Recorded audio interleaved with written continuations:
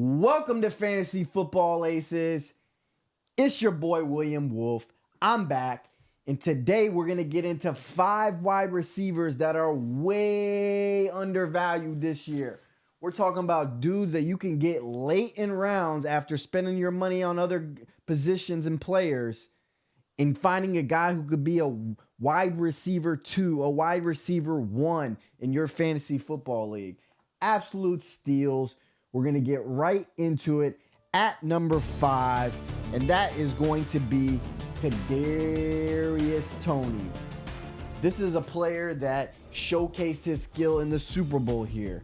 A guy who took a punt return and changed the Super Bowl with one play. Caught a touchdown just prior to that.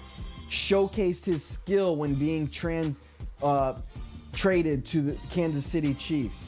This guy's talent is through the roofs. All you have to do is watch his elusiveness, the twitch, and it takes you no longer than a little bit of film to figure out that this guy, if he could stay healthy, is one of the best receivers in the NFL. Pair him with Patrick Mahomes, and you got a dynamic duo. If this guy can be on the field for 13, 14 plus games this year, he's gonna have over 1,000 yards, over 10 touchdowns. You're talking about 1,300 yards that walked out of the building in Kansas City last year. They didn't replace it. They drafted Rice in the second round from SMU. Other than that, Sky Moore and Kadarius Toney are gonna have to fill that void.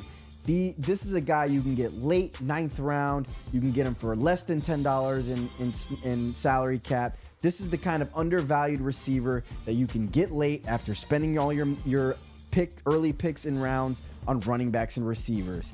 At number 4, Courtland Sutton. Now, this guy's been a huge disappointment pretty much his whole career, but his talent is definitely there. Throw in Sean Payton. You try to start to see the different players that he's had in his systems, most recently Michael Thomas. Why can't Sutton be the Michael Thomas of this offense?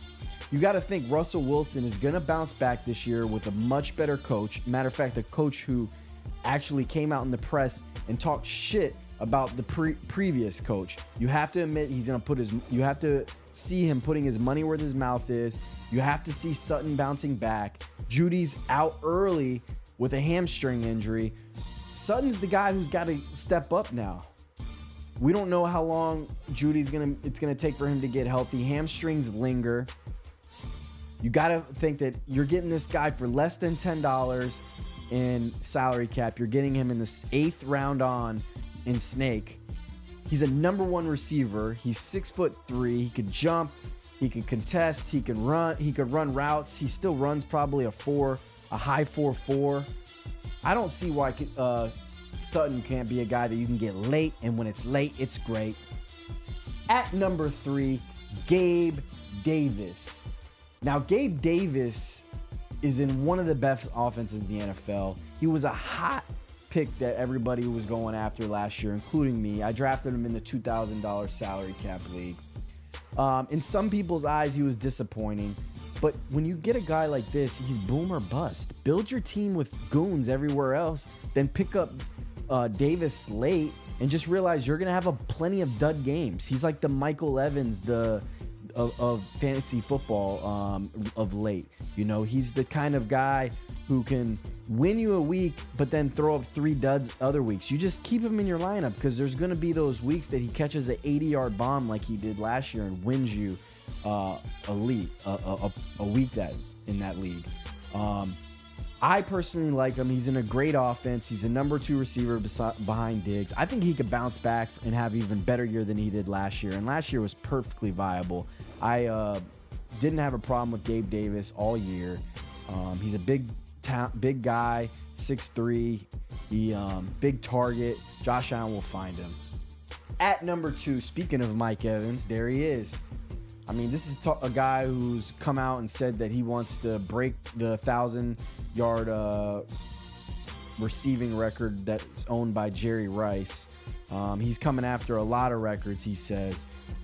Every year he's done nothing short than 1,000 yards receiving.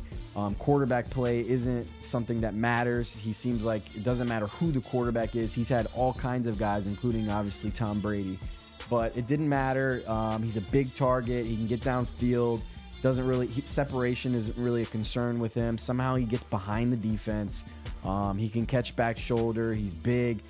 He's one of the best receivers in the NFL. He's obviously slowing down. He's starting to turn down in his career, but that's the reason why you can get him late right now. Baker Mayfield is one of the best downfield throwers in the NFL. He's going to be looking for Mike Evans quite a bit. I believe that you can get this guy late, and he can be a reliable wide receiver 2, wide receiver 3 for you. He's probably going to go over 1,000 yards. History has said that much. I think he'll regress to more touchdowns this year compared to last year because he was down last year. At number 1, the final guy on my list is Michael Pittman Jr. And I would say the last 3 guys I've mentioned fall in the same kind of category and the same kind of receiver that they are. They're big boys, 6'3", 6'4", big targets. Not the fastest guys, but they're guys that it doesn't really matter. You put the ball in the vicinity in their area, they're going to come down with it. This is the son of Michael, the junior. I mean, the talent just runs through his blood. I think that he definitely bounces back this year. Richardson is got a big arm. He's going to be looking for him. The offensive line is healthy. It's one of the best offensive lines in the NFL. Michael Pittman Jr. was an absolute disappointment for most fantasy owners last year. He was seeked out in the 2nd round last year, 3rd round last year in Snake, allocated $30, high 20s in salary cap. This year, you can get him for under $10. You can get him in the later rounds. He's a number 1 receiver, guys. Same with Mike Evans. Same with Kadarius Toney. And who else did I say? Courtland Sutton. He's technically the number 1 receiver on that team as well. So, I mean, you're talking about 5 guys that are either in big-time offenses or they're number 1 receivers, and you can get them for less than $10. These are the kind of guys that are going to win you fantasy football leagues. These are the kind of guys that you draft 2 running backs in 1st and 2nd round. You grab a tight end like Mark Andrews in the 3rd. You grab Lamar Jackson or Justin Fields in the 4th and 5th. Grab another big-time receiver in that area as well. Stack up on your flex. Stack up on running back depth. But then guess what? In the later rounds, you target guys like this. You target guys like I mentioned in my other running back video, the James Cooks of the world, the DeAndre Swifts of the world. These guys that you can all get late value for. That way you can allocate and spend money in early round picks on guys like Travis Kelce, Pat Mahomes, Jalen Hurts, Josh Allen, as you see on your screen. These are all players that can win you fantasy football leagues based on their value. You have to understand this when you're building a team. This whole best available approach is not the approach you want to take in fantasy football. You want to take the approach that is of value. You want to take the approach that is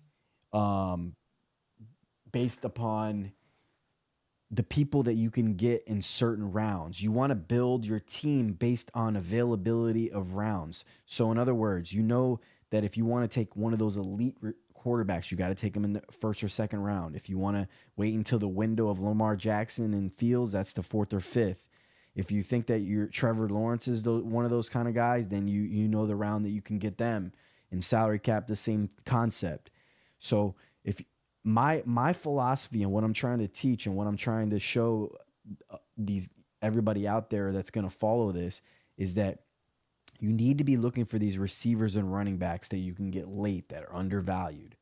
That way you can go ahead and chase after the Travis Kelce's, the difference makers, the outliers, the guys that have extreme disparity at their position. That's the way you win fantasy football leagues, guys.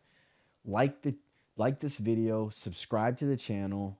We're going to do this shit all year. We're going to win fantasy football championships. Fuck with your boy. Fantasy football aces. Let's go.